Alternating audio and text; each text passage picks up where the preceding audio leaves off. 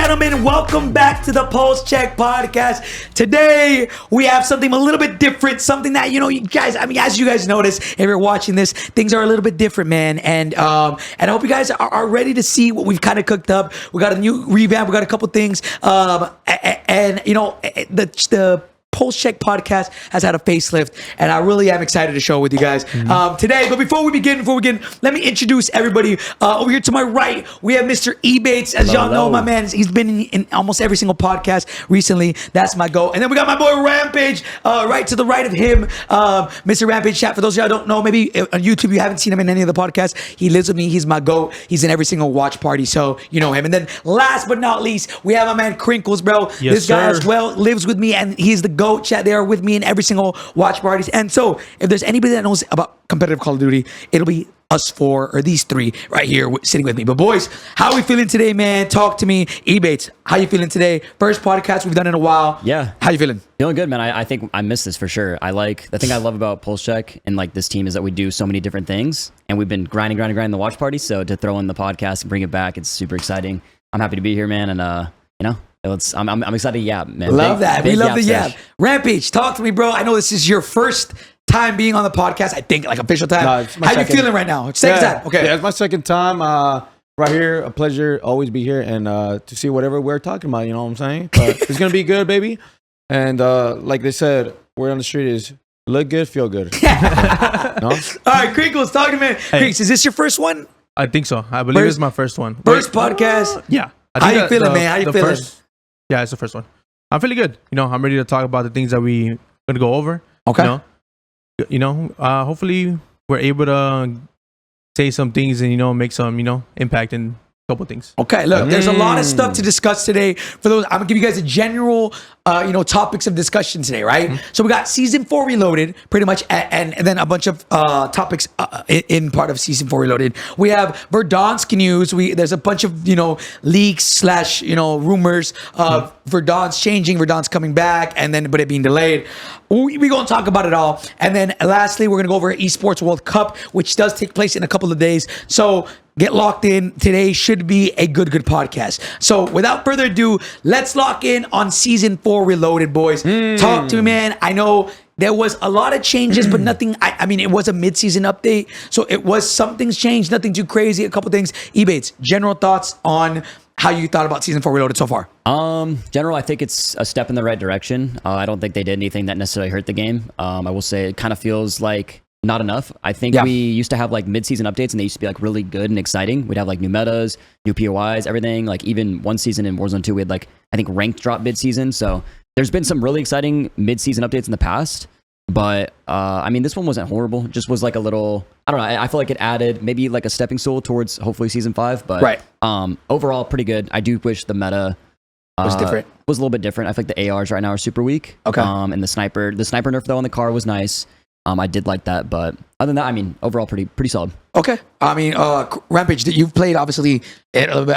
Talk to me. Which you like the update, or is it kind of like whatever? What you feel? I haven't played much of the big map, but from what I've seen, I think change is always good, especially since we haven't had change in like forever. Right. But I do agree with Ebatez. I feel like there is no really viable AR. I feel, and it's cool that there's an LMG, but I still, even though that's the meta, like I think it's still not the best. I think I really hate when it comes down to having like slower gameplay style, and I don't know. I feel like I say that constantly. Where like we have so many guns, and it's mind-boggling that if you use something else is not compatible with the meta. So that's where I'm at right now. But obviously, I'm really happy that they kind of nerfed the car. I still get one-shot sniped. I don't know. I think they gotta like really. It's still pretty bad. Yeah, dude, they gotta take off images completely on the snipers, without a doubt. Okay. All right.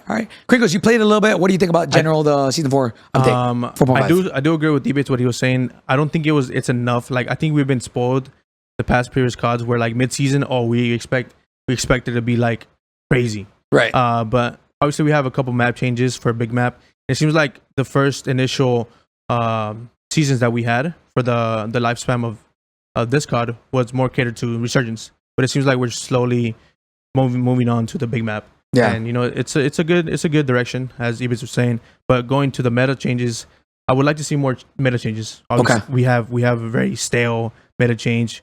I do like the Supri. It's really good.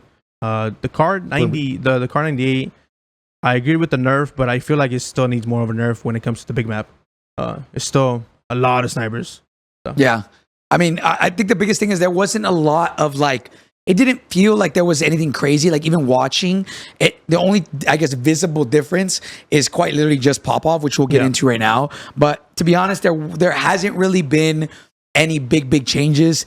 And you can kind of tell even metas, like it's the same stuff over and over again. Even maybe at the beginning, people were trying out different guns, but it pretty much went from what the Holger 56 to the Holger 556 now. Right. Or even then, I think some people are still even using the Holger 56. So they're both, honestly, bro, it's like the same fucking gun. Yeah, it's like LMG versus AR. Yeah, the Holger, 26. Holger 26. There you go. Sorry, 56. I don't know. But I mean, let's kind of get into it. Let's see kind of more or less what they changed. JD, if you are going to show anything on the screen.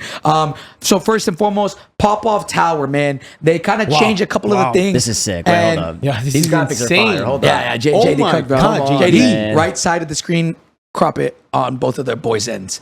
You can see the little edge of that. So Popov Power chat got a little bit of an update, a facelift, I guess. Technically got destroyed, I guess you could say. There was a couple of different things. I don't know. Did anything from an actual, what's the word? From an actual like design perspective, did they add anything else? Or was it literally just they destroyed some shit and added green to it? There's an underground tunnel. I know that is like a lot deeper now, so there's a lot more like passages underneath. And I think they also lead to, there's a Easter egg in there where you can also get to a certain room. If you like swim through it, you can get redacted weapons or like 8 attachment weapons. Okay. So there's like some cool Easter eggs and stuff like that as far as like a content perspective. And I do think the overall like POI itself got like an upgrade. I think it's like fun and different. There's new passages and stuff. Right. I'm curious to see how, I feel like the storyline here is like they're going to destroy it and then maybe build it back up into something, or maybe some kind of like bomb goes off or whatever, you know, because like, it's like a nuclear power point or something. You know what I mean? So we'll see. Yeah. So technically there was nothing really changed from here. Like, yes, changed physically. Right. But did they add any new crates? Anything that like would make it fresh? Or is it just straight up just... I think it just changed the structure of what Popov is, you know? Yeah. I don't think they really did much. I don't even think there's water anymore. I'm pretty sure they got rid of that, correct? That could be a mistake. Damn. At the very bottom of that, there used to be water. And I think that's what opened up and made it seem more of like a new room. That is true. So I think that's what happened. But it kind of seems like they only changed like one area of Popov. And then the rest of the area is still basically the same.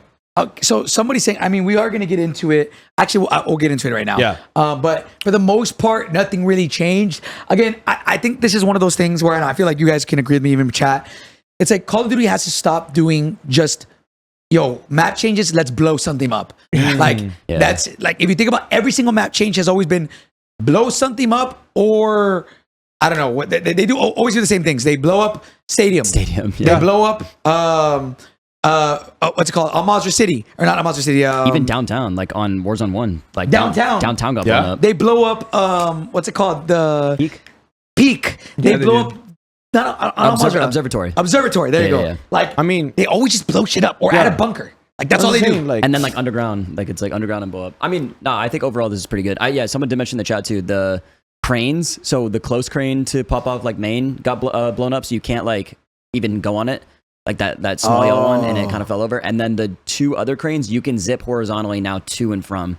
Yeah, so there's a horizontal zip, which is actually pretty sick. What were you gonna say? No, I was just gonna say like I do agree with the Michael Bay approach. I love when there's like explosions and stuff, and I really feel like you know how there would be like once you're on high ground, there's like hardly. I mean, there's like a zippy to get up there. Right. But I do like where there's like multiple height where you could kind of like get a different angle on the roofs and stuff. So and on top of that, I mean, I might be like crazy, but I do obviously like the green. I know it's just nothing like that, but it adds more life and more visual. I agree. I mean, like Krinkz, do you think this was enough? Like, do you think, like, I don't know. I know it's a 0.5 update. Yeah, but I don't know, bro. I think I'm kind of I miss the world where things felt new, right, and not just blowing something up. It's definitely not enough, but it's a start. At least for me. Like, Krinkz, what do you think? I think it's not enough. Like obviously,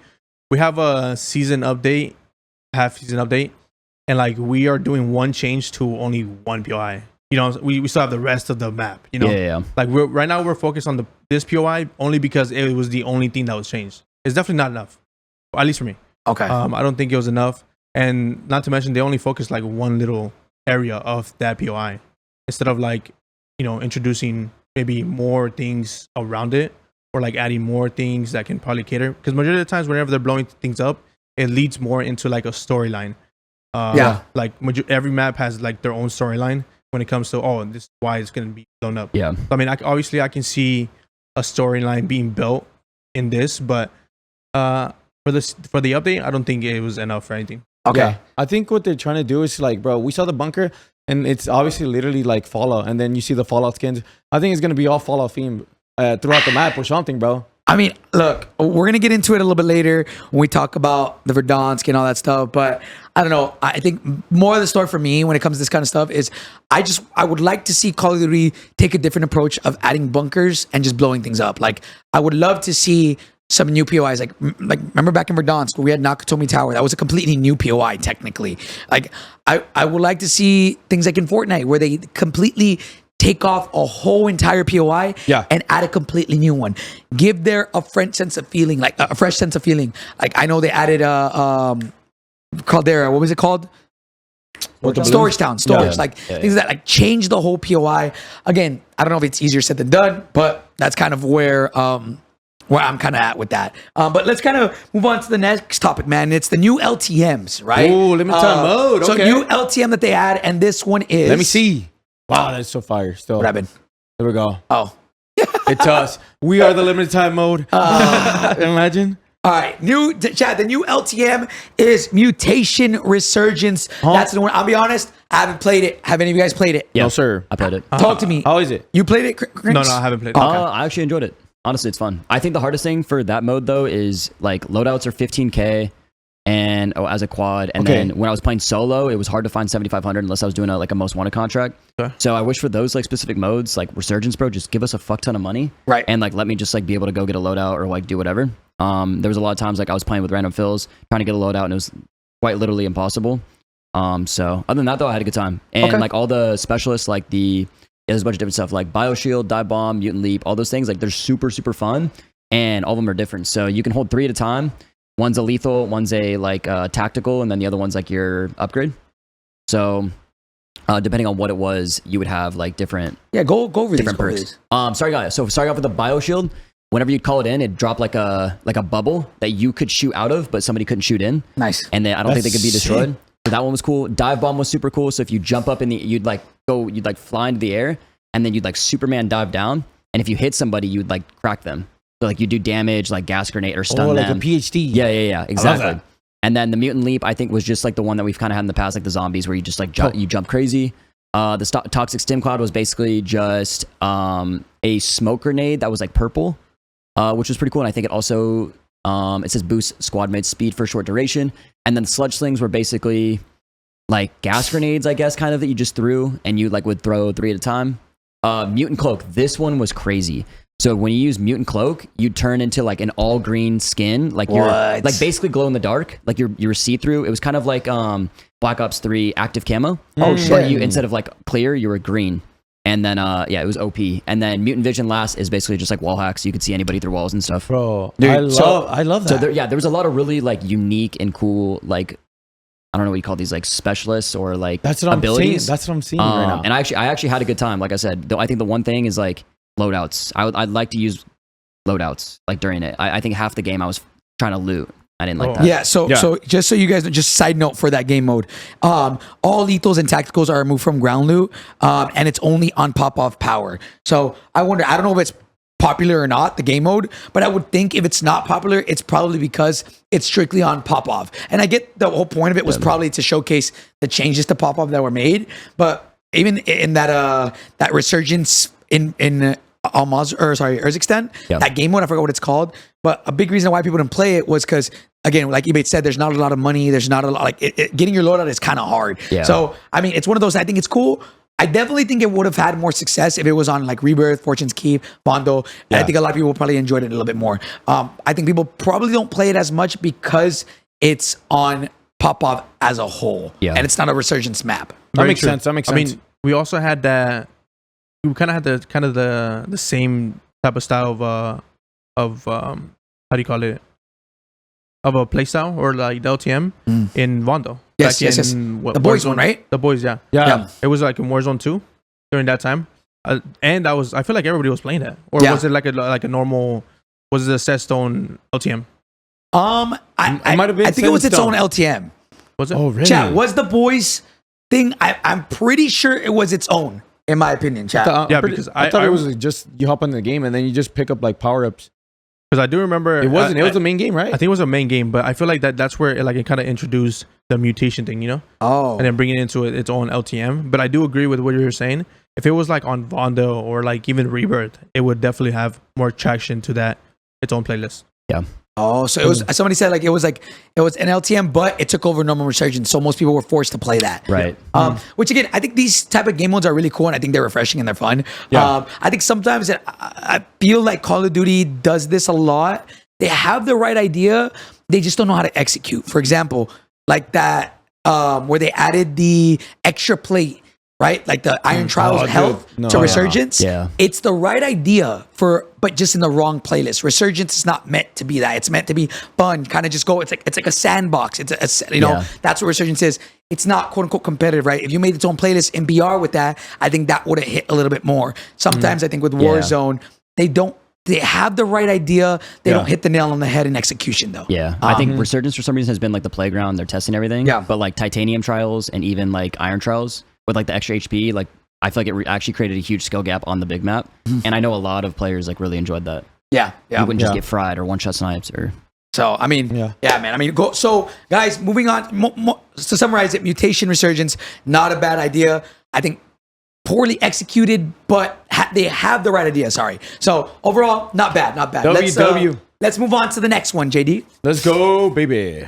Okay. That was beautiful. So this next one is Redacted Weapons, man. So they added this into the game, and they pretty much two things: Specialist perk and Redacted Weapons. So recently introduced to Resurgence, this all-powerful perk is now available in Urzikstan. Players who find Specialists will immediately receive the benefits of every Warzone perk simultaneously. The biggest thing, this was already in the game in Season 4, but what they did was they added it to bunkers now. So now it can be acquired via bunkers. So now bunkers now have its own special purpose, and you have the chance of also getting the Foresight. Oh my god, Foresight and the lightweight boots, the unlimited attack sprint stuff. So bunkers are now probably super sought after, and I do like the change to the player count and stuff like that. So that was a huge one. What do you think about Specialists so far? Playing it for a month and a half. What is y'all's take on it, Ebatez? I love it. Did I feel like I know we've talked about it before. I think that Specialist in this game is like OD. Like it's so good. It's so good, and I love that because like you have like quick fix, tempered. I mean, like there's so many crazy resolute. Like the fact that you run irradiated, you run faster than the gas. Like I literally feel like Superman when I use it. So I love that you can get it easier now. Because 30k before wasn't too difficult if you just did contracts and stuff, but now just dude on the pubs and everything, dude, throw Specialists around everywhere. It's crazy. It's so fun too. Like getting on a Resurgence, I'll kill a team that has it. And I get to use it. It's such a good time, man. So, Specialist is a huge W. And then the Redacted Weapons is pretty sick too. I think like a lot of those guns are busted. I think we've talked about how like all the AR metas are horrible right now, and there's like a Redacted DG that's actually really good because it has 8 attachments. So that's been a lot of fun to try too. Okay, all right, cool. I mean, Rampage, thoughts on I mean, we've had Specialists for a while now. What do you think about it right now in BR or just in general? Well, at first, like, obviously, I didn't think it was that good. But going with Ebatez saying, like, knowing that you have, Mountaineer or Combat Scout shooting through, or like you said, bro, you're getting shot at. Or no, you shoot somebody through smoke, you got Combat Scout. Like, all the perks in one is just, like, it's OP. It's actually so OP. Right. You know, you got some tacticals. You just wait for the restock. Like, it's really, really good. But going over to the guns, I haven't really tried them, but I do like going back over that they're trying out, and maybe like you said, like the sprint boots. You know, the sprint boots. I hope that they make that a permanent thing. You know, because like I would really love to just hold my stick and just run Run around away. the map. Yeah. Or something, Yeah. really outplays. So Imagine a specialist had unlimited attack spin as well. That'd be insane. yeah. Krinkz, what do you think about it, bro?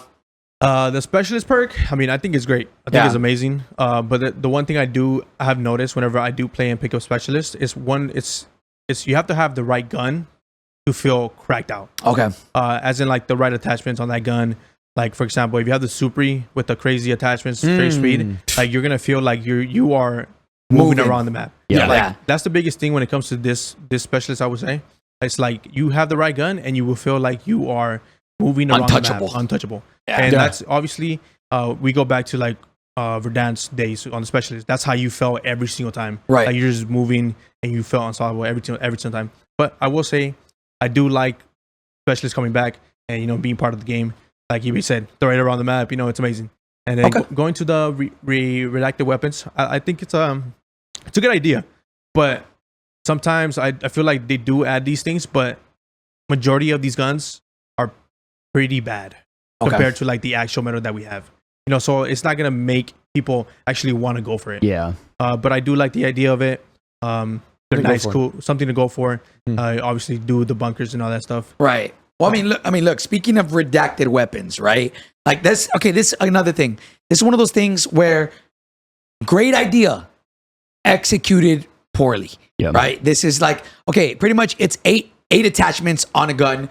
And the thing is, they're on guns that are not the greatest. Right. Like they're not like quote unquote meta guns. Like I wish there was a way to maybe you build your redacted loadout, right? So if you get a redacted weapon, it's going to be, for example, a Kar 98, but with 8 attachments. And then it's worth it, right? Like right now they put them on certain guns that aren't necessarily meta. And I think that defeats the purpose of them being cool and stuff. So when it comes to redacted weapons, if there was a way to make maybe a redacted weapon class or make your own redacted weapon. Yeah. So if you have a favorite gun and you get a redacted weapon, it's going to be this gun or whatever, right? There's a super one that's redactive. And Super? Yeah, I'm pretty sure that's the only gun that's the only good one. The only good one. Right. Backpacking off what Krinkz said, I mean, he brings up a good point. I remember the one-shot sniper that they did in Warzone 2. Oh, and bro, everybody was going for that. So I feel like they should try and make it where if you're getting these redacted weapons, it's like you really cherish them. You know what I mean? You're like super stoked to be using them and super stoked to have them. Because that one-shot sniper one, I remember with the rainbow and like the pot of gold and everything. That one was lit, and I know everybody was dropping that one. Everybody loved that. Everyone loved that. Now they made it like a permanent thing. Like they like do good things. Sorry, go ahead. Like if you get it, like that's one of the things. Like you have that gun, and everybody's just going for you. Yeah, like you know it's Warzone 2. Everyone's like, yo, that guy's got the one-shot sniper. Like, damn. Yeah, 100%. That's sick. That's sick, man. So look, bro. Redacted weapons, pretty cool. Specialist perk. Obviously, we love specialists. I think specialist should always be a way to get it. Yeah. I do think that it'd be cooler if they had like kind of like Nakatomi vibes, where it was like a hot drop, right? Right now it's kind of spread out a little bit more. Still great. I think it's awesome. If you want to get it, there's a way to get it. I think it's good. Redacted weapons, I think could be executed a little bit differently than the way it is now. I think the way it is now, it doesn't really add much. It's not the greatest, man. So now let's move on to the last subsection of the update. And this is metas, boys.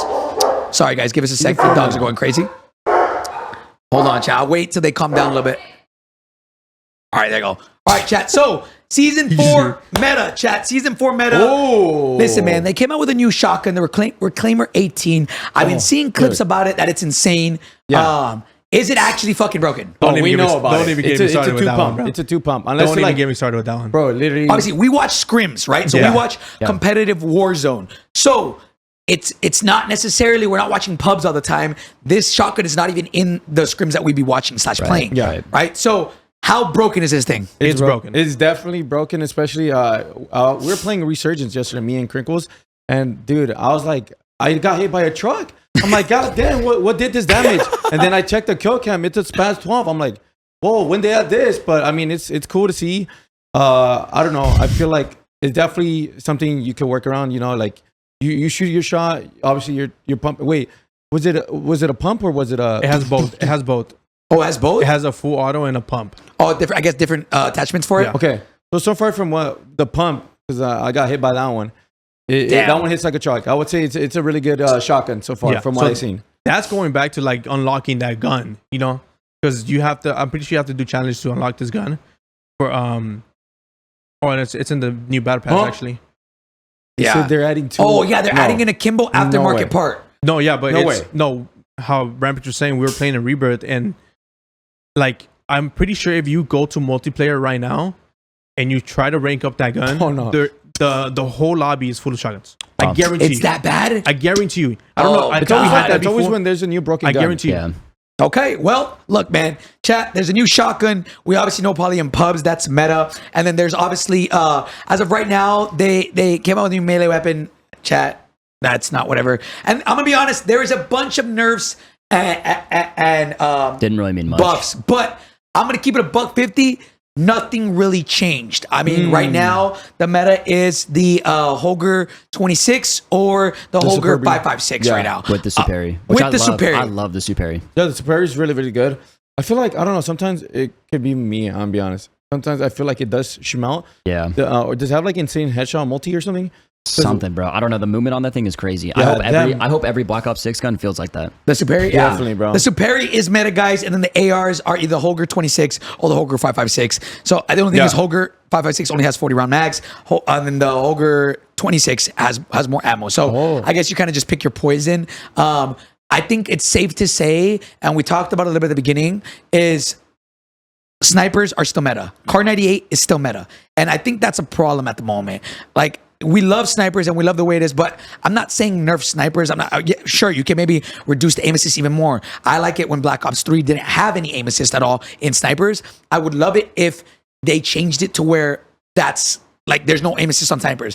But more importantly, the thing that I think should happen is they have to buff a lot of the ARs. Yeah, I don't not necessarily nerf the Car 98 even more. Like, a lot of people find it fun and that's fine. Yeah. But like watching Warzone 1 gameplay, the biggest thing that you can tell is when somebody's sniping far away, you have ARs that can actually challenge you from that far or whatever, right? Like, and I'm not saying add crazy amount of bullet velocity to every single gun, but make it to where, hey, like, if you're using an AR, it is possible to fry people from certain distances, or it is possible. Like, don't necessarily make it a sniper heavy gamer. Now, don't nerf the car. Don't do that. Just nerf buff some of the ARs, man. So I don't know. Yeah. I think people love sniper metas, but I think, again, I don't want it to just be everybody just running around with just snipers. Yeah. Right? I mean, going back with what you're saying, like, to backpack off that, is I really feel like all the snipers for sure like need that no aim assist, because like every time I'm playing, bro, I'm getting headshot sniped. You know, headshot sniped, bro.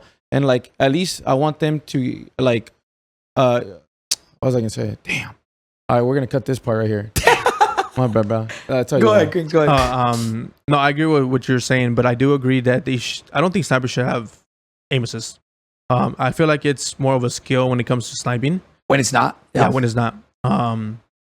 When I know there was before the actual nerf that happened, there was a lot of rotational aim assist when it came down to the car, and I noticed it every time I played. Like, honestly, like, I would let the aim assist do his job, and I would guarantee like a snipe. Right. Like, even like when it comes to like quick scoping, I could guarantee a knock just by using my rotational aim assist every time. And this nerf that came in, which was more of the aim assist nerf, I think it was a good nerf, but I think they should just completely chalk the aim assist, and see who's good at sniping. Yeah, I mean, I don't know if people remember, but back in the day, there was no aim assist on snipers. Like, that's OG. And somewhere along the lines, I don't even know when, they added aim assist to it. And I think obviously that introduced a lot of problems, but I get it. They're making it more casual friendly. I do miss when there was a pretty big skill gap in snipers. But again, I get it. Like, casual friendly snipers will probably never not have aim assist. So, I mean, it is what it is, man. So, chat, to kind of summarize season 4 as a whole, I would say kind of mid. Nothing, I'm gonna be honest, nothing crazy. Meta is still relatively the same. No crazy things were introduced. Probably they just added just the specialist to bunkers now. I guess that probably made the biggest impact on the game itself, and a change to Popov. But in all reality, man, nothing really was changed. Nothing really happened.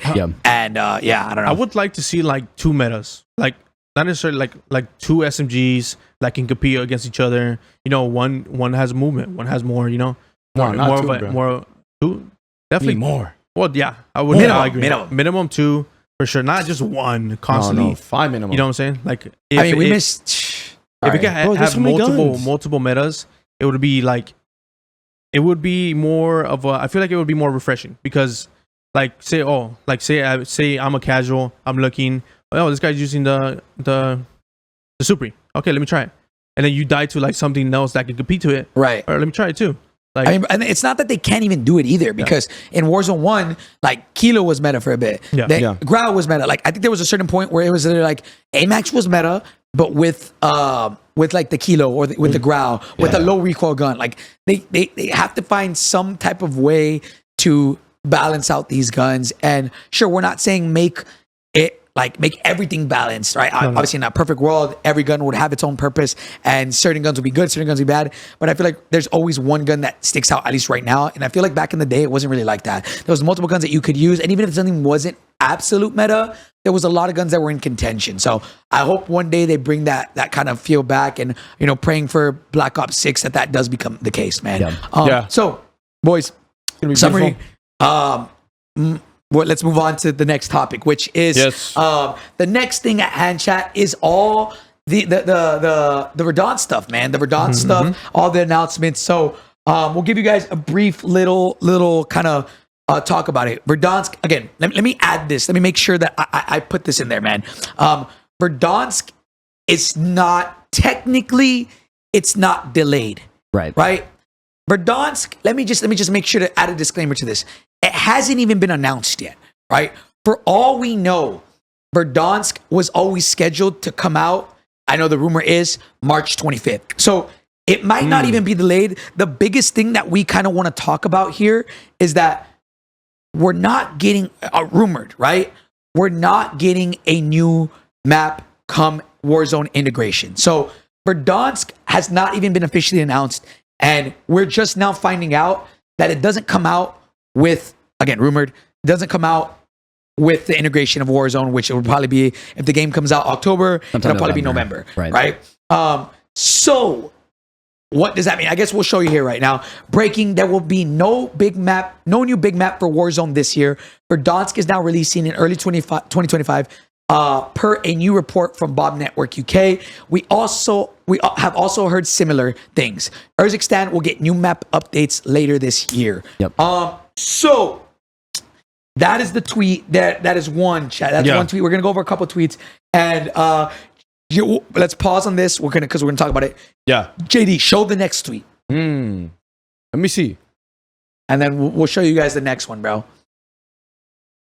And the next one. I don't know if you have it because it's on the sheet there. Okay. So, chat, Activision decided to bring Verdansk back to Warzone after Fortnite OG success. Per new report from Insider Gaming, Verdansk is set to release in early 2025 with no new big map this year. Avalon, the originally intended big map for 2024, is now set for fall of 2025. Do we have, I mean, that's pretty much all you have to know, chat. Those are the two tweets. So, a lot of stuff to digest, and we're going to break it down little by little, man, right? So, first and foremost, guys, we're talking about Verdansk is going to have, or not Verdansk, sorry, Urzikstan is going to be for 3 to 5 months. So, after Warzone integration, right? So, if Warzone integrates in November, correct? That means, chat, we're going to have Urzikstan for, let's say, November, December, January, February, March. That's 4 months. If the rumors are March 10th, that would be the anniversary of Verdansk or of Warzone coming out, it would be 4 to 5 months extra of what we already had. So we would have Urzikstan for a total of 16 months instead of just 12, right? Boys, I don't want to. I want to kind of get past the whole delayed part because we don't know if this was already the original intention. It's not delayed. We're just now finding out that the rumors are we will not have a new map come November or December. How does that make y'all feel? I think the way this is reported, it comes like with a negative connotation. But honestly, in my opinion, when I heard the news, I didn't think it was all that bad. The one thing that kind of concerns me is what kind of updates. Okay, we're keeping Urzikstan between now until we'll say March. Then Black Ops integration sometime in November. So we have about 3 to 4 months on Urzikstan with that integration. What kind of updates, what kind of POI changes, what kind of quality of life changes are we getting to Urzikstan that are going to carry over into Verdansk whenever that comes out? That's my biggest concern. I don't have actually a problem with them keeping Urzikstan as long as they're doing like a lot of updates.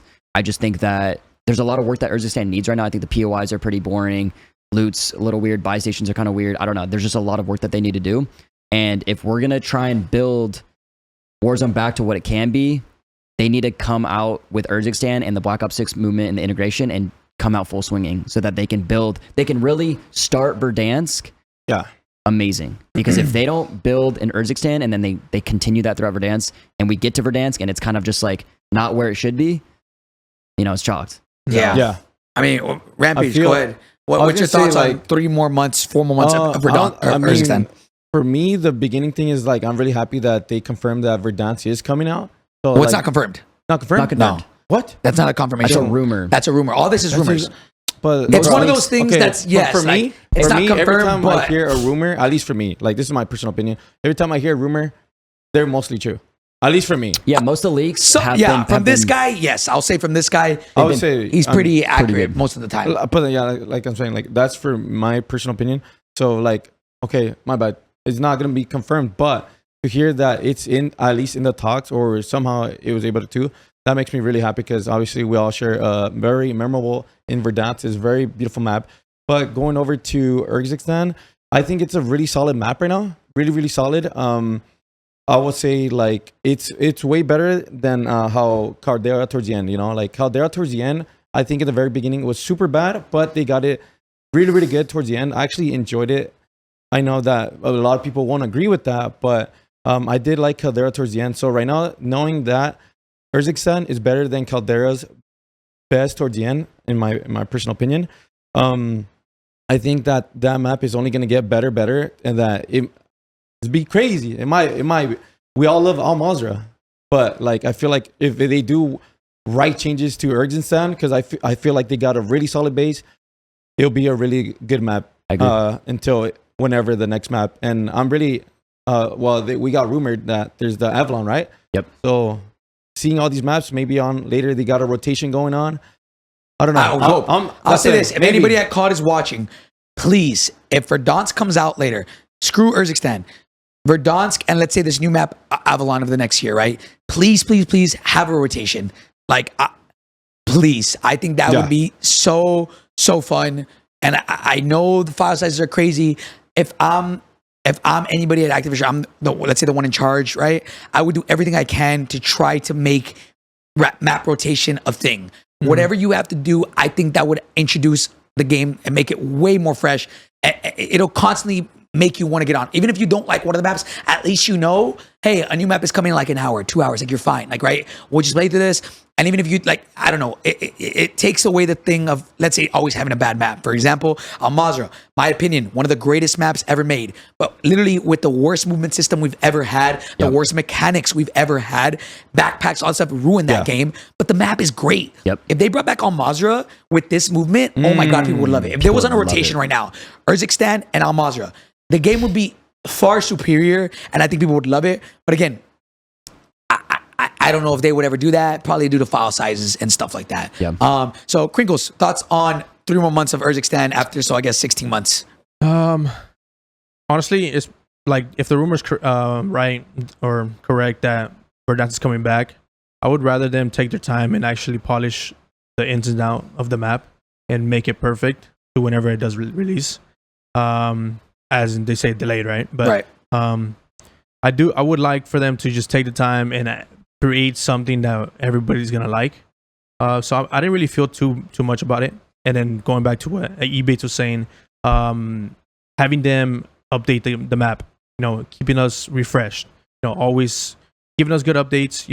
Hopefully they keep part to what they give us.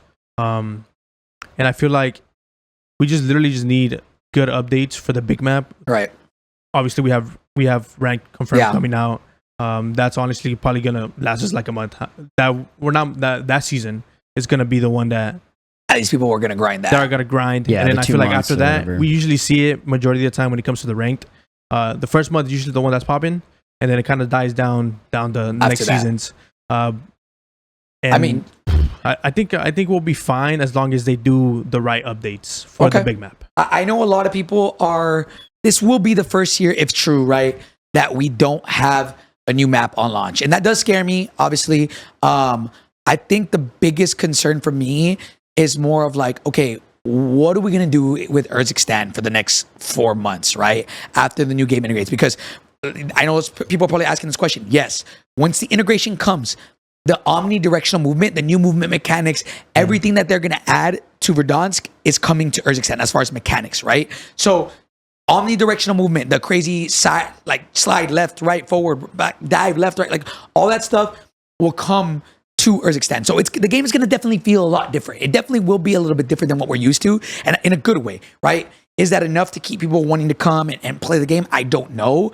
I'm wondering, will we see big changes on the map? That's kind of my biggest question is, are they going to wipe POIs and add new ones? Are they going to add big things, fan favorite POIs, and add it to Urzikstan in the process, right? How difficult is it for them to wipe something and then add something new? Again, easier said than done probably, right? Yeah. But we're going to have an extra 4 months, and that's a long time. That's 2 seasons of quote unquote content that they have to fill up with a map that's already been here for a year. How are they going to keep that fresh, right? I would assume they got to be cooking up something for Resurgence, right? Like they release new maps every year for Resurgence, it seems like. So I would assume we're going to get some type of Resurgence stuff, at least to hold us through until Verdansk. I don't know, man. I was definitely disappointed when hearing that, because it'd be so great to have a new map. But I'll say this. I really do hope when Verdansk comes out, let's say March 10th, if that is the expected date, that they full send it, right? There are rumors as well, and I want to talk about this. Yeah. There's rumors that Verdansk is not going to be the same that we thought it is. Like, I know the same person that leaked this, he said that, what was the exact phrasing? He said something along the lines of like, oh, it's not going to be, Verdansk is not going to be the same as what you think it is. Something along those lines. Yeah. And so, again, I don't know. That could be a good thing or a bad thing. Right, right. I don't know if that's a good thing or a bad thing. I guess this is a question for chat and everything else. Like, what do you guys think, chat, and even comments, if Verdansk does come back, do you want it to be exactly the way that you guys remember it for nostalgia reasons, or would you rather they improve some of the things that maybe people didn't like back in the day? Yeah. How do you guys see that? Or how do you guys see that? I mean, I think Ebatez talked about it last time. He said that Verdansk 84 was probably like the best one. Right. Towards the end, I didn't like it where they blew up and there was like some underground stuff. It felt like, bro, once you were down there, bro, and people were on top of you, it was pretty much over. So I would think Verdansk 84, is that the one with Nakatomi? Yeah. Power? Specialist. Like, that thing was just God tier to me, bro. Like, it was amazing. It would make sense that they do it on that, right? If Black Ops 6 is based in 1991, I think 91, 93, whatever it is, chat, then it would make sense that they would bring back Verdansk 84. I don't see them bringing back Verdansk, the default one, right? Yeah. I don't know, man. It's gonna be a weird. There's a lot of question marks, and again, like, I wonder, does this concern a lot of people, a lot of the diehards? Yo, we're not releasing a new map for the first time in a long time. I guess since Verdansk 84, technically it was a new map. It's the same. It's a reskin, right? Now, could you see Urzikstan getting a reskin the same way how the first map of Verdansk was Verdansk regular, then Verdansk 84? Are we going to get Urzikstan and then Urzikstan 2.0? Yeah. Right? Like, because we saw, and to be fair, in my opinion, the best year of Warzone was Cold War integration, in my opinion. Yep. And that was, we didn't get a new map, but they made it way better. So I'm hoping they can take the good and take out the bad from Urzikstan, take away like Old Town, Low Town, like these really congested areas, and really make everything feel different. But to be honest, man, I think, in my opinion, they're just gonna hope that the fan base stays, because they know for a fact when they drop Verdansk, everybody's coming back. For sure. Yeah. Everybody's coming back. So like, I mean, what's 3 to 4 months of waiting for, like, I think to them it's not going to matter as much. I think there's like 2 sides of this. For me, it's like, one, I get worried because I feel like there's a lot of moving pieces. You know, if they're already talking about Avalon that they like kind of scrapped and maybe they're pushing back. You know, Urzikstan, what kind of POI change are we getting? And then obviously all the work that they're going to be putting in for Verdansk to be ready. I feel like there's too many eggs in like too many different baskets. And it feels like maybe that's like my concern. It's like, okay, if they're working on Verdansk and they know that that's like their bread and butter and they want to bring it back and do it right, then we're going to get a really bad Urzikstan for the next 4 months or on release. But I'm hopefully staying optimistic. And I will say also that bringing back Verdansk, I think the reason they probably chopped Avalon is because they realize they probably already had a schedule whenever Warzone 2 came out. They realized that Warzone 2 really ruined their game. And then they're like, shit, we need to build the game back up, which is why they brought back Rebirth, and it's done only good things. Now they're like, okay, now we need to bring Verdansk back, bring that back, and it's only going to do good things. Yeah. And then they'll have a nice base again to where they can continue to build. So like those are the two sides of things. Like where I'm like, I'm nervous, like for like the small term, you know, of like there might be some negativity there, like or some downfall. Like maybe Urzikstan isn't as great, and the Black Ops 6 integration isn't as good as it should be or could have been. But on the flip side of that, if they're really putting all their eggs into Verdansk, then they're going to only be going up from there. I mean, realistically, I feel like Resurgence in general has honestly made a huge comeback. Even talking to like my IRLs, my cousins, all of them, they're like, we hop on Rebirth every night. Like they're back, we're back. Like, you know what I mean? Like I feel like there's a general sentiment that's pretty positive. Yeah, I mean, dude, look, like I think you brought up a good point when it comes to like even 2025, right? 2025 map. I think that the leaks of that map, Avalon, that's the code name Avalon. Yeah. I low-key was scared. Like, if Verdansk is coming back, I've been saying this, how much is nostalgia even gonna like matter? Right? Because sure, Rebirth brought a lot of people back, but like how big is it, right? Is it huge? I don't know. Like I don't think Rebirth right now is like incredibly massive where so many people are like, oh my God, for sure it brought back a lot of people initially, but then I feel like the hype has died down, which I think is to be expected, right? Yeah. So how do you bring a new fan base back and even bring new people in, right? So Verdansk next year, a lot of people will come back. Omnidirectional movement will probably change a lot of things, and I hope that's enough to really make the game feel different and make people be like, oh shit, this is literally completely different, and enjoy it. But the biggest concern that I have is, okay, if we're gonna have from March, April, May, June, July, August, September, October, 8 months of Verdansk. Yeah. I know eventually people are gonna get bored of Verdansk. So what is there to do? Are they gonna update the map? But more importantly, I am really curious. You know, this map got leaked, Avalon, and I believe it's being designed by Treyarch.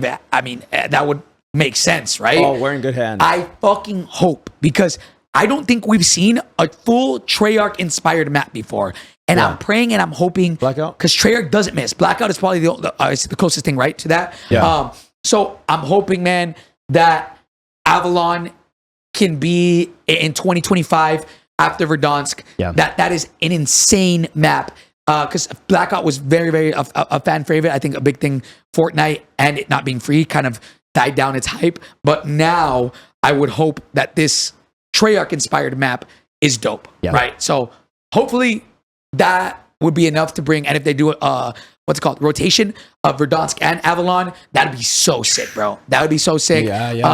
Again, I hope, in my opinion, if I'm Avalon, if I'm the map creators for that, I'd make it colorful as hell. I'd make it Treyarch theme. I'd make it not dull, not this real life stuff. Like, make it vibrant, make it Treyarch themes, and try things out. You know, that's my opinion. I love Treyarch. I love the way they do things. And so I hope Avalon is dope, and it can be in addition to Verdansk, not necessarily just switch completely. I would love to see a map rotation. I have a question. Yeah. So do you think, one, I think they should, but do you think they're going to keep Rebirth in the game always, never take it out again? And then two, if they bring back Verdansk, do you think they're going to keep Verdansk in the game always and never take it away again? I think they do keep Rebirth, but that's because it's a way smaller size. Right. I hope that one day they can get to the point where they keep two maps always in rotation. Right. And then they take off as they see fit. And then, you know, you can choose what you play, or it's on a timer or whatever. Right. I would hope, yes. In my opinion, I would hope that that's a thing. Do I think they keep Verdansk forever? Shit, that'd be lit. Yeah. Because then you have a team working on Verdansk. You have a team working on, let's say, Avalon. Yeah. And then the community's just happy. They always have something fresh, right? I know that file size would be huge. I don't know, man. I think it just depends how good this Avalon map is. If they keep Resurgence or Verdansk forever. Insane. Because if Rebirth was such a fan favorite, I don't know if they're ever going to let it go. Right. Same thing for Verdansk. It's such a fan favorite. When it comes back, how much are people going to love Verdansk? Is it going to be such a huge thing where everybody's like, oh my God, this is so fucking amazing, never take it away? And then, you know, I just don't know, right? Could Avalon be the next big map that everybody's like, dude, this map is literally perfect? Yeah. I don't know, right? I think so. They will. I think for me, like, for, you know, going back to that question, is it going to be enough to like the nostalgia thing? I feel like there's two sides. So there's a casual side and there's a competitive side. Okay. Like, will we ever feel the same way we felt whenever we would play pubs? and go for high kill games. One, going for the 120 player count that we have right True. now. We're not. We don't know if we're gonna see 150. True. You know, we don't know if we're gonna have the same mechanics. Like obviously, we have the same mechanics. We don't have the same mechanics when it comes to the helis. The helis was the biggest things. All that fun. Yeah. All that fun stuff. You know, are they gonna add the zips? How is that gonna feel on that the rumored Verdansk that we're gonna have? That's like the biggest thing on the competitive side. Right. I feel like in the competitive side, we won't have that much of a nostalgia, but more like, or playing pubs, well, it'd be the same. Because, like, you know, like, I used to just get on, play pubs for like 8 hours because I was like, because we could find kills, you know, compete with like the people that you're playing with, or even go for world records. But I feel like the state that we're in right now in Urzikstan, I feel like we won't feel that same type of like dope, I guess. Yeah, dope. I mean, again, that was definitely the start of Verdansk. That was the start of Warzone. I don't know if we're ever going to get that dope back, right? I don't think that's necessarily a bad thing. In my opinion, let's reintroduce new dope, right? Like, I hope that new maps, new modes, whatever the case may be, introduces something that makes people, oh my God, this is fresh again. Yeah. I think Omnidirectional Movement, only one person in this room has played it. And everything that I've heard about this has been pretty damn good. Yeah. I hope that bare minimum omnidirectional movement becomes a thing from now on, and that be the staple from now on, right? I guess, I don't know. The question that kind of summarize this is ranked Urzikstan enough to hold us through till Verdansk comes back? I feel like for me, it's going to be a yes. And then it also depends on kind of like the rewards. Like, I hope that they get some pretty dope rewards to grind for. Obviously, when was the last time we had a Big Mac ranked? Like, I don't know. Big Mac ranked is just different, bro. Like, it actually feels like a BR experience, and especially if you're playing the best of the best and you want to keep getting like, I don't know. It's so fun and rewarding. Me personally, I think it will. Yeah. But yeah. I'm gonna be honest. I don't think it's my honest, just gut reaction. Yeah. It probably won't be enough. You know what I think might be enough is omnidirectional movement. Yeah. I think that'll be enough to keep people like, okay, we're learning this completely new movement system, learning how to like finesse, how to, you know. I will say, if there is a new map, and even me, this is coming from a diehard BR player.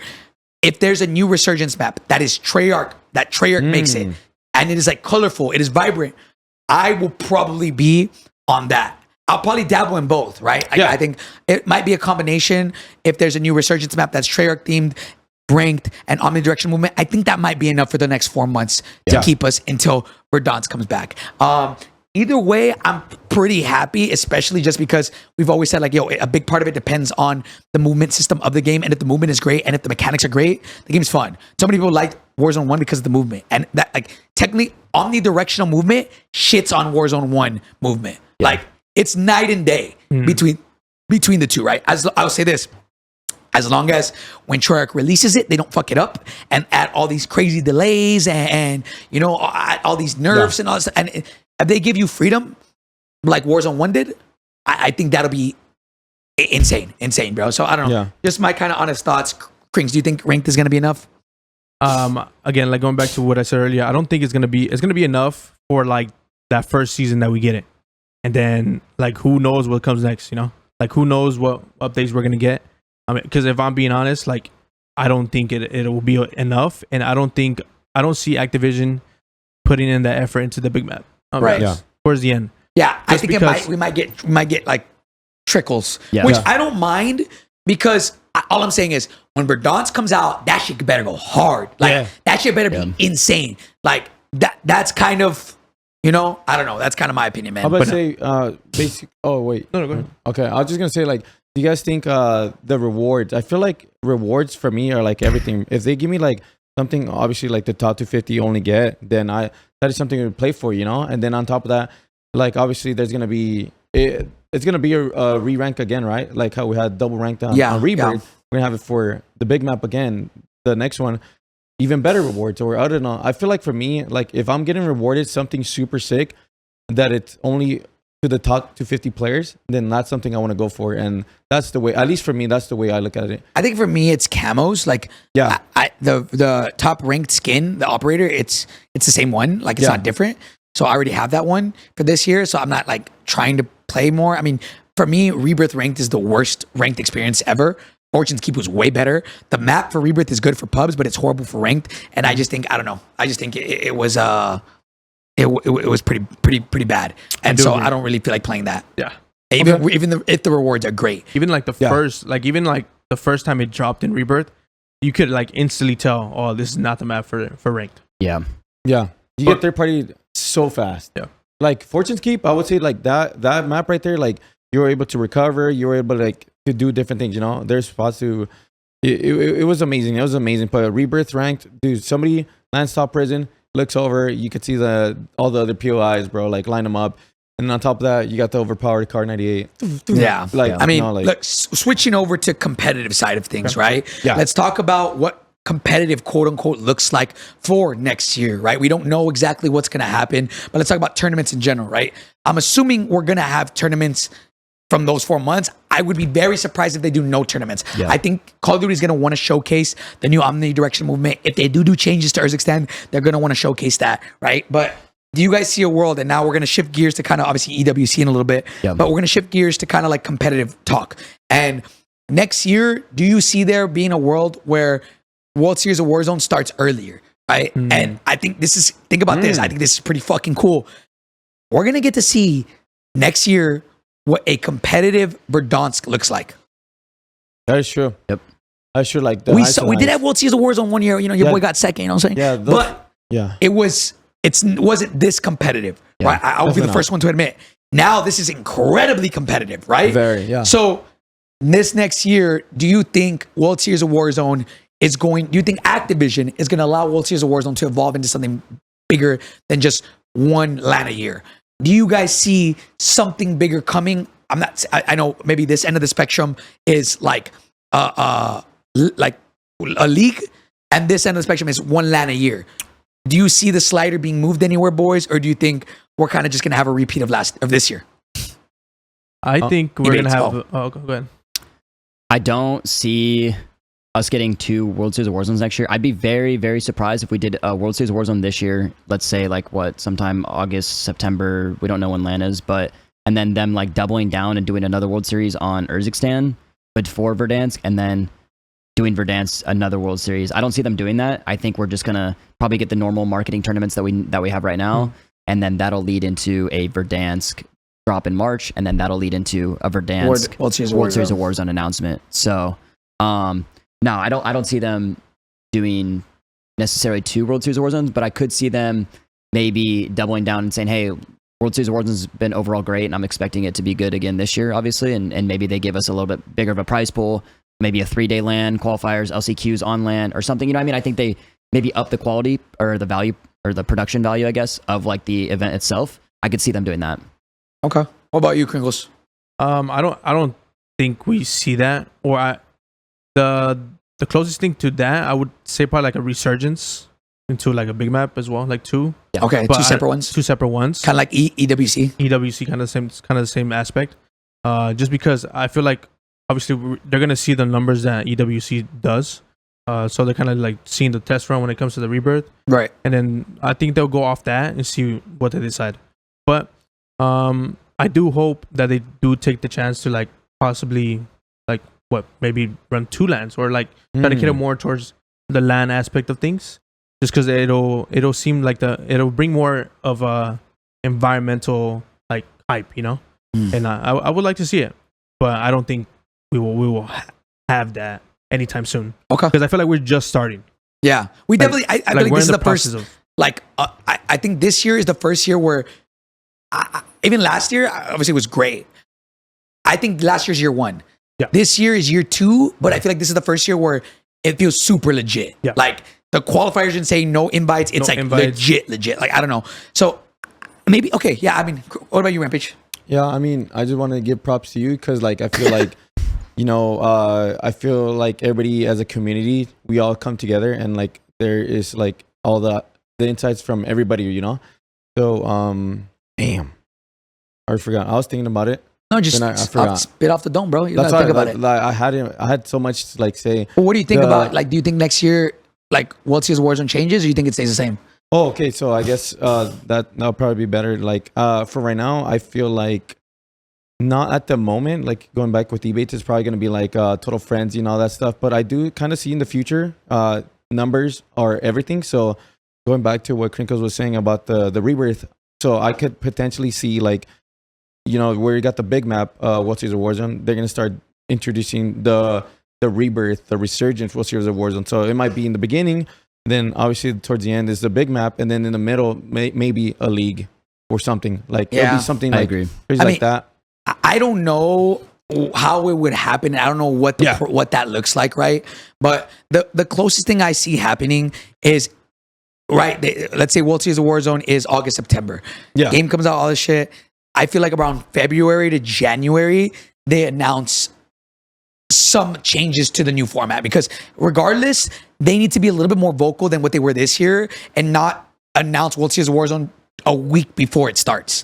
Right? Yeah. So like if they announce and then January, and let's say they do stages on LAN, I don't know. I really would love to kind of, you know, see what those meetings look like and see like that. But I really do hope that competitive can evolve from here. And obviously right now, I will say this right now, we're very blessed to have $1 million tournament of World Series of Warzone, and even now $1 million tournament of Esports World Cup. I will say this is the first year of your Esports World Cup. I hope that in the next years they evolve it and they make it even better. And so, yeah, man. So speaking on that, let's kind of switch gears completely to Esports World Cup, man. And so, yeah, JD, give us you got it already.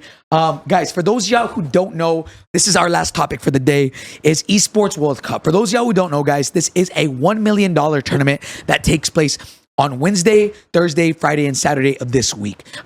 We will be going to there. We'll be flying to Saudi Arabia, and it will be a resurgence tournament. 21 teams were invited to come compete in Saudi Arabia, and they will do 4 days. Day one is a day of solos. Each 3 players will be divided into 3 groups, and they will play as a solo in a certain amount of lobbies. That'll be day one.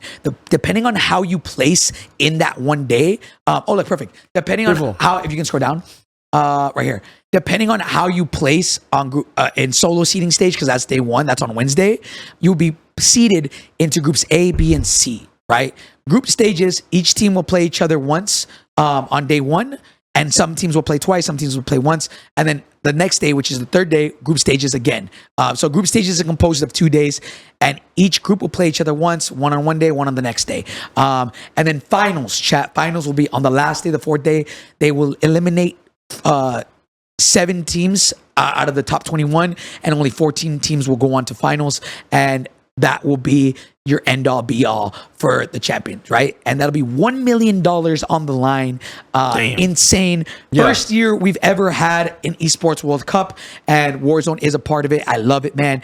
And I do think this is going to be a great event, and I think people are going to enjoy it. I really do think it's going to be fun. I will say I am a little bit sad it is Resurgence and it's not big map, but low key, I think it's good. If we can have one big map competitive, one small map competitive, I think that'd be really good for the whole scene as a whole. I agree. Right? Yeah. So, boys, thoughts on this January Ebates? Go ahead, man. On Esports World Cup. Esports World Cup, man, is super exciting. I think you kind of hit the nail on the head. It's like, I do think that separating or having like 2 separate big tournaments a year, at least for Resurgence and World Series of Warzone would be great. Also, what Krinkz is kind of tapping into, I mean, I think the beginning of the year we could do a Resurgence like World Series of Warzone type and then do the big map. And I think only having one of each would be great because you kind of get to highlight the players that won those ones. Let's say this was a big map, and then the World Series of Warzone was also a big map. It's like, how do you value the two? You know, what's obviously this one was invite, so obviously you value the World Series of Warzone a bit more competitively, I guess. But you know, I like the balance, you know, there. So this is great, and I'm super excited to see this. I mean, dude, the fact that we're getting $1 million Resurgence tournament and a $1 million big map tournament in general just like opens up a lot of opportunity, I feel like, for Warzone competitive in general. And we've seen a lot of orgs already involved. We've seen Cloud9, Fnatic, which we're about to go over. Oh, Falcons. Perfect. There's so many. Yeah, here they are. I mean, bro, these are some really present organizations in the esports world that we have not seen ever in the Warzone side of things. And I think it just opens up a lot of doors for everybody. And wait, this is sick. When did this get announced? This was today or yesterday, I believe. But what a unique opportunity for Warzone to kind of have this like opportunity. And I feel like I said, it's unfortunate that not everybody competitive player could have been a part of this event. Right. But at the end of the day, I do think that this event specifically opens up a lot of doors for Warzone down the line. Yeah. And I'm super excited to be out. Dude, going is a huge opportunity, and I'm excited to cover it and kind of make as much content as we can out of it. Yeah, bro. I mean, boys, what is y'all's thoughts on this Esports World Cup when it was officially announced? Just in general, it's 3 days away. What y'all think about this? I mean, dude, it's insane, bro. Like, obviously, you can go back, Katie. Go back. Last years of Warzone was the same thing for $1 million, and just to think about that, we got another one for Rebirth that just came out of nowhere is like I said, like a huge blessing, a huge door opening, especially if like it does really good. I could see it becoming like a normal thing, and obviously getting more competitive if you got to go through a whole like qualifier thing into. But like, man, it's amazing to see all these orgs being this supportive, and this gives me some hope, man, to see maybe later on we could get a league or something, and just like I feel like this is really gonna put like there's a lot of COD fans out there, man. There's a lot of COD fans, so I love it, man. Okay, all right. Krinkz. I mean, this is going back to the starting year. I feel like I guess this year will be the starting year for Comp Warzone. I feel like this opens a lot of opportunity to a lot of the competitors. Even if you didn't get invited this EWC, it opens a lot of more doors for the future. And I'm excited to watch how it plays out. Obviously, in like the perfect world, we would like to see the big map. Because more players, more comp, more different ways that we could see new gens, old gens, go at each other. But I'm excited to see how it plays out with the Rebirth and the way they're doing it. Okay, let's go over these teams real quick, chat. We're going to show you guys the rosters. We have the full list of rosters as well. We have Falcons, Fnatic, Cloud9, Twisted Minds, Gaming Gladiators, Omit, SGP Syndicate, Team Destroy, chat. For those of y'all who don't know, if you didn't get an org, your name is just default to whatever the team captain is. So Team Destroy, Guild Esports, BSL, I don't know who that is, chat. I guess they didn't submit their logo. Team Vitality, AL Eula, Team Abwiz, this is all from Europe, by the way. Team Abwiz, Team Heretics, Team Vision, AG Global for Latin America North, Team Eisen, which is, they don't have an org, chat, so it's just default Zun's team. Latin America South is the new Icons, and then MEA is Team Ziz, and then the Onyx Ravens, and then the APAC region chat is Team Navi, bro. So, JD, do we have the individual players or the teams that were invited? Damn. All right, here we go. So, chat, we'll go over this real fast, and we'll kind of just talk about these teams real quick. So we have Team Falcons, as you guys know, Biffle, Soka, Shifty. We've seen them. Team Navi is Levi, Limax, Zeppa. Team 3 or Icons is Lucanus, Artrebs, and Dre. Syndicate is Believe, Intex, and Dongi. Vitality, Stuwo, Patsuka, Encian. We have AG Global, Amir, Castillo, and Dark. We have Team Guild, which is Wars, AJ, and Vision. Omit, Tenux, Elo, and JTech. The Heretics is Cams, Javi, and Daga. Chat, we actually didn't know that because I guess they got the... Wait, wasn't it? What's his name was in there? What, am I confused? I thought... Method Sick? Method Sick was... Sick. They might have replaced him with Cams. Ah, okay. All right. Then we have Len and Juki's Tommy. Whose team is that? That is AL Luga FC or whatever. AL Luga FC. Okay. I actually don't know what it is, chat. Then Gaming Gladiator, Huskers Brawlic Jackal, chat. Twisted Minds, Aiden Smitty Knight. Wow. Falcons, this is the other Falcons chat. So I think Falcons has two. Yeah, damn. They have H Mood, Crims, and Ziz. Then Destroy, they don't have an org, so it's Destroy, Raul, Nate Dog. Fnatic is Skullface, Almond, and Noobs. Stuke X, Liam Boogs don't have an org. Rocket, Zakar, and Clapper don't have an org. Mojo, Alex, and Nina's, I don't believe they have an org either. Wait, I thought they were... No, I'm faded. Then Jace, Joel, and Bredman will be representing Cloud9. Maddie, Rodrigo, and Zund, chat. No org for them. And then the last team is It's AB Wiz Oki and AB Wiz Oki and one more. I forget who their third is, but that's the last team. Okay. Okay. Abwiz, Oki, Echo? No. It's Prodigy. Prodigy. Yeah. Prodigy. Yes. Prodigy. Ah, yes. AB Wiz, Oki, and Prodigy, which is a great team. I'm surprised they didn't. That's solid. That's I'm solid. surprised they don't have. They Org? actually might have org representation. I think they might be with Sage, Team Sage or something. Let me double check. Okay. I mean, on their thing it says Team Abwiz, so, but I know Oki's signed to SVGE official, which is like Sage Esports. I believe they're Saudi org. Okay. Yeah. I mean, so to kind of summarize this, I mean, guys, I'm gonna be honest. There are a couple good teams in this. I think we all know, and we're all gonna be honest here. There's only one team that is expected to win, and that is Diaz, Soka, and Shifty. They've been winning every scrim.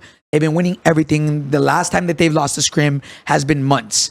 They have been literally winning everything. And I guess here's the better question. Yeah. Who here in this, out of all these teams, has the best chance of beating SSD? We'll go back through the teams. Just Let's go through the teams a little bit. let me see. Let me see. There we go. For me personally, I think it's gonna be Aiden, Smith, and Gorgo Knight.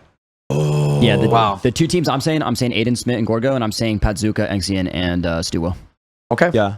Okay. I'll probably say like those three teams. Patzuka, Aiden, and Dongi, bro. I feel like they've been very consistent. Patzuka has been, bro. Patzuka the Bazooka. Patzuka the Bazooka, bro. They had like 24 and they Patzuka the Bazooka. It's insane. Their sleep power is insane, bro. Or Abwiz, Oki, and Prodigy. That could be like another horse. Abwiz, Oki, Prodigy. I think again, on paper, they sound good. I think the two teams will probably be at the top. Aiden, Smitty, Knight, and Intex, Believe, and Dongi. I think those guys are the team, in my opinion, that bring the most slay power. Again, I'm gonna be honest, chat. When it comes to Resurgence, it's not a brain game. It doesn't matter how smart you are. It's who shoots their gun the straightest. Yeah. And so I think from a raw slaying capabilities, I think Bud, Tekka, and Dongi, they are probably the ones that are going to get second. I'm a little bit concerned for a team like Fnatic, where we have Skullface, Almond, and Noobs. Like, I don't know why they haven't been having the greatest success, even in the practice scrims that we've had. I don't know what's going on. They had, like, I would expect that team to be the second best team when it comes to raw gunny. Yeah. Sleeper. I don't know. My sleeper pick, like not even a team. I think King AJ, my opinion, I think he could easily top frag this tourney. I think that kid's insane. Okay. I could see him on land. I could see him picking up on the same ping as everybody else. I could see him being a top fragger. Yeah, I don't know, man. Like Wars, AJ Vision. I mean, we've seen Wars and them. For the longest time, Wars is, you can never count them out, right? Never. Definitely not. But honestly, man, I think, is it safe to say that if SSD loses this, it would be quote unquote a choke? I don't think it's a choke. Go ahead. Oh no, I mean, it'll definitely be like an upset. I mean, whenever they lock in, without a doubt, it'll be an upset. Like whenever they lock in, like they show how like dominant they can be, and how perfect they are, you know. So look, bro, let me just throw this out there. Chat said, somebody in the chat, I remember reading it, like, oh, you're crazy for saying they haven't lost in months, bro. I genuinely, off my memory, I was talking about with this. I don't remember the last time they lost a scrim or any type of tournament. They won everything in their open calls, their group stages, their stage 1, stage 2. They won everything.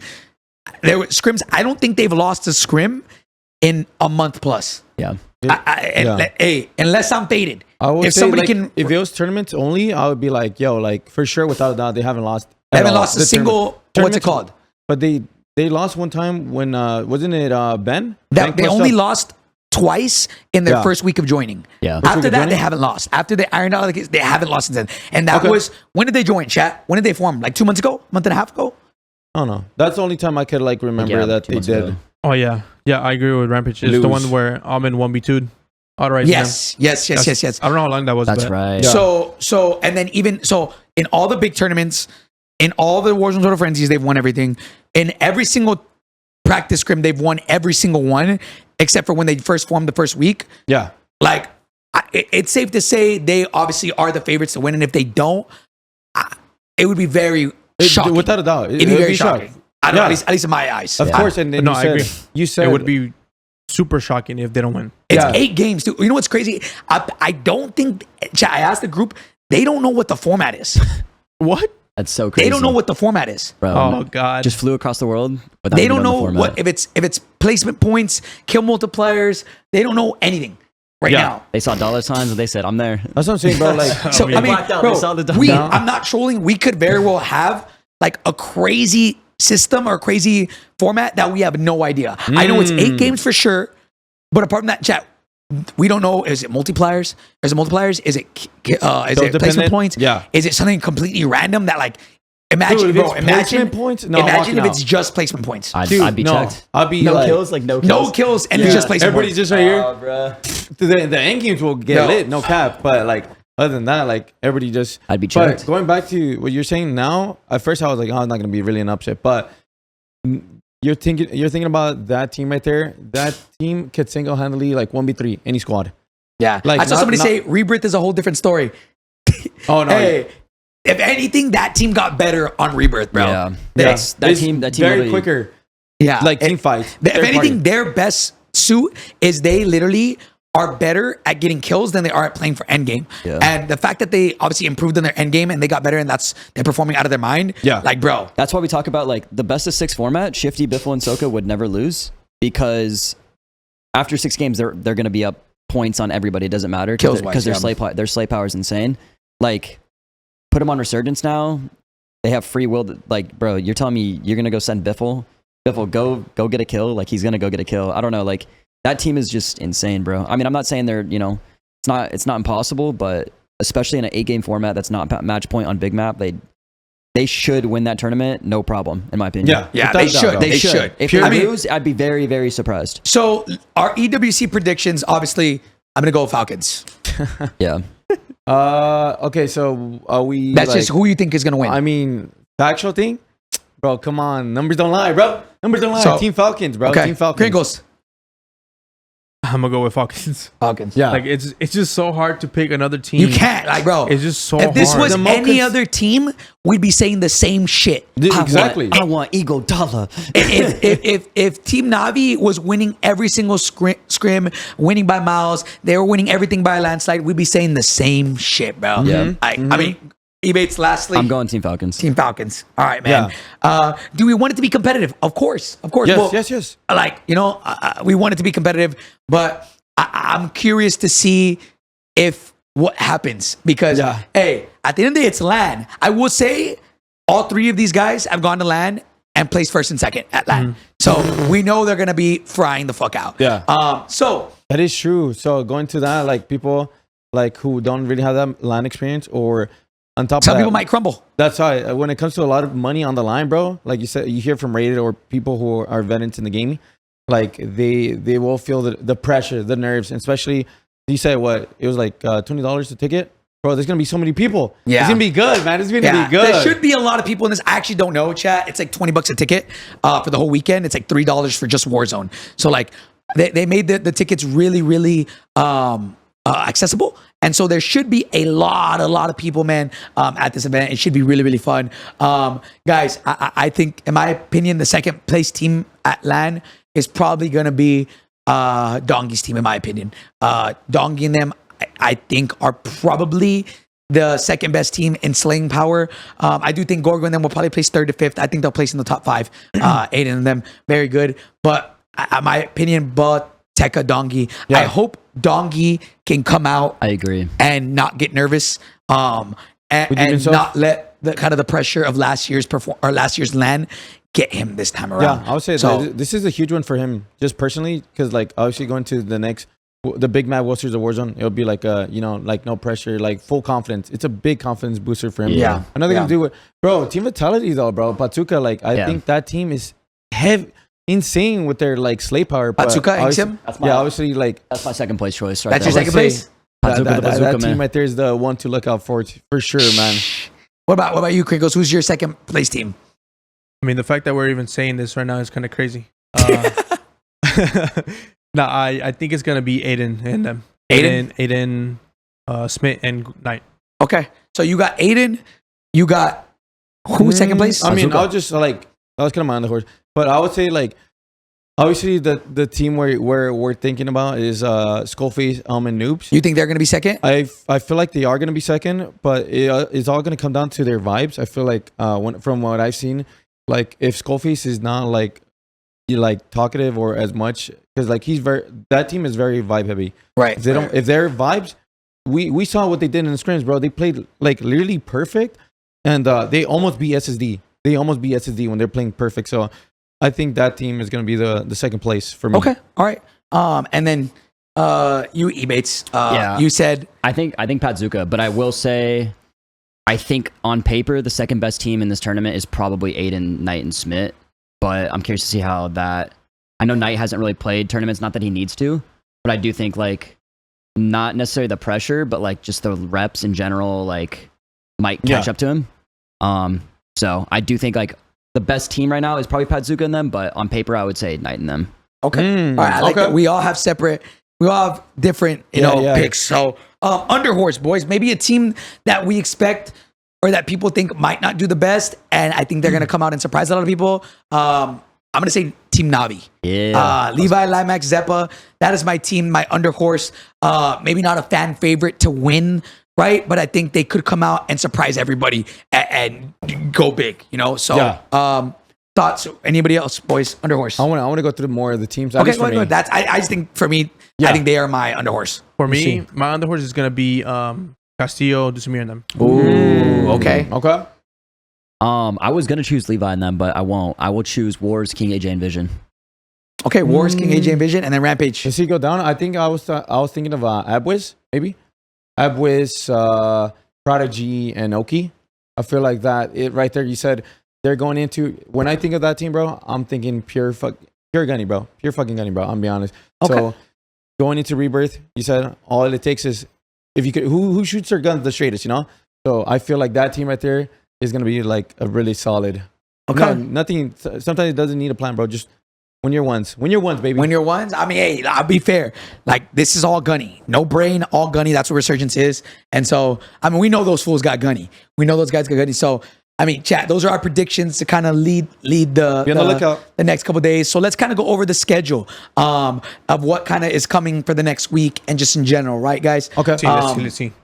So we have the schedule for this week is tomorrow, guys. Tomorrow, we will be off. We're going to be getting everything ready to go ahead and head over to Esports World Cup, right? Tuesday, off as well. We land Tuesday. We're going to get everything ready, right? So then Wednesday, guys, this is the most important part. Wednesday, this is the schedule for Esports World Cup. Wednesday at 10 a.m. Central, 11 a.m. Eastern, 8 a.m. Pacific, and 6 or 4 p.m. BST. That is what time it starts every single day, Wednesday, Thursday, Friday, and Saturday. All 4 days of the LAN chat will be at that time. Again, 10 a.m. Central, 11 a.m. Eastern, 8 a.m. Pacific Standard Time, and 4 p.m. BST. All right, chat? That is what time it starts Wednesday, Thursday, Friday, Saturday, Sunday, or Saturday, chat. So then we'll be flying back on Sunday and get back Sunday. And then Monday of next week, we have $25,000 tournament. Tuesday of next week, $10,000 tournament. Wednesday of next week, $10,000 tournament. Thursday of next week, last chance qualifiers for NA. Friday of next week, last chance qualifiers for EU. So damn, action packed, man. We have a lot of stuff, man. Yeah, a lot of things coming, boys. I mean, oh my god. Overall, we are very spoiled right now. If you are a competitive Warzone lover, we are fucking spoiled as shit right now. Yeah, definitely. And I'm happy about it, man. So, guys, it's been a great podcast. It's been an amazing day, man. Kind of closing thoughts is I really, really am so excited to watch Esports World Cup and fly to Saudi Arabia in Riyadh. Yep. It's going to be fun, man. Again, chat, 10 a.m. Wednesday, Central Standard Time, 11 a.m. Eastern Standard Time, 8 a.m. Pacific Standard Time, and 4 p.m. BST. All right? That is the same time every single day, Wednesday, Thursday, Friday, Saturday. All right, man. It's going to be super, super fun. And guys, I mean, I don't know. I don't think that Call of Duty would allow us to do these types of things where we travel across the world to go and watch Warzone, compete in Warzone. It's just an amazing experience, man. So, boys, appreciate you guys being on the podcast today. It's been an amazing time. Chat and everybody at home, what do you guys think about the new layout, the new subsections? I hope you guys enjoyed what we cooked up. Shout out my man JD. There's a lot of things that we added to down here, under here. So keep it a little bit more viewer friendly. So anytime, let's say somebody randomly comes out, you guys know what we're talking about. We try to make it as viewer friendly as possible, man. So again, thank you so much for watching today, man. It's been an amazing podcast. Boys, any closing thoughts? That's amazing, bro. Thank you for inviting me, man. It's always a pleasure. Obviously, we all grew up playing COD, and obviously we have so much passion for it. So to be here and just obviously give our insights, different takes. Sometimes you get a different perspective, and you're like, oh, I didn't see it like that. It's amazing, man. It's amazing. I appreciate it. Okay. All right, man. Krinkz, closing thoughts. I mean, appreciate you having us again. It was nice being on the podcast, kind of getting out of the comfort zone and just talking about like things that we're passionate about. So love that, W. Mr. Ebatez. Warzone's up, man. I'm excited, bro. I think we're gonna have quite a show for the viewers and everybody. The content we're about to bring for ECW, and then obviously LCQs next week. Everything, it's about to be lit. Make sure you guys tap in this week for ECW, man. We're going to be out there and we'll be giving you guys the best experience, the best viewing experience as always. So yeah, I'm excited for that, man. Appreciate y'all, chat. Yo, we will be, hopefully the goal is to have podcasts during or like immediately after Esports World Cup days and kind of give you a recap. So chat, we'll be cooking up. Again, we will not be live tomorrow or tomorrow or Tuesday, because we're gonna be traveling. But we will be live from Saudi Arabia on Wednesday, Thursday, Friday, Saturday, chat. So again, for those y'all in the podcast, we appreciate you guys. Thank you at home. Hope you guys have been enjoying the new layout, everything, man. And we'll continue to try to give you guys the best Warzone news. Everything, any drama, anything happens here, we got you guys covered, man. So appreciate you guys, and we'll catch you guys in the next one, baby. Peace.